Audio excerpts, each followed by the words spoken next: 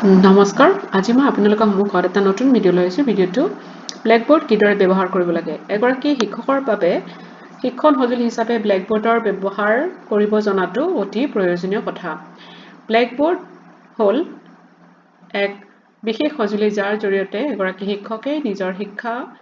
বস্তু বা শিক্ষাৰ যিটো বিষয়বস্তু সেইটো সুন্দৰকৈ উপস্থাপন কৰিব পাৰে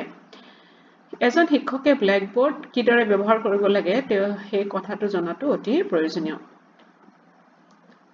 ব্লেকবোৰ্ড যেতিয়া এগৰাকী শিক্ষকে ব্যৱহাৰ কৰিব শ্ৰেণীকোঠাত তেওঁ ব্লেকবোৰ্ডত লিখা কথাবোৰ চমু হ'ব লাগে লিখা শব্দবোৰ ডাঙৰ আৰু স্পষ্ট হোৱা উচিত বৰ্ডত লিখাৰ পিছত কেতিয়াও শিক্ষকে বৰ্ডখন পিঠি দি থিয় হ'ব নালাগে অনাৱশ্যকীয় কথা লিখাৰ পৰা বিৰত থাকিব লাগে শিক্ষকে বৰ্ডত লিখা কথাবোৰ শিক্ষাৰ্থীক দেখুৱাবলৈ পইণ্টাৰ ব্যৱহাৰ কৰিব লাগে শিক্ষক হিচাপে ব্লেকবোৰ্ড কেনেকৈ ব্যৱহাৰ কৰিব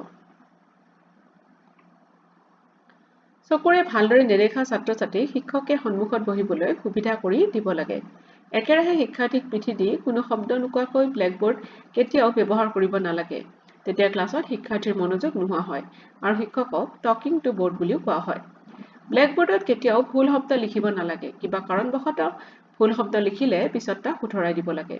ব্লেকবোৰ্ডক শিক্ষাদানৰ এক সঁজুলি হিচাপেহে ব্যৱহাৰ কৰিব লাগে ইয়াক শিক্ষাদানৰ সৰ্বোচ্চ বুলি ভাবিব নালাগে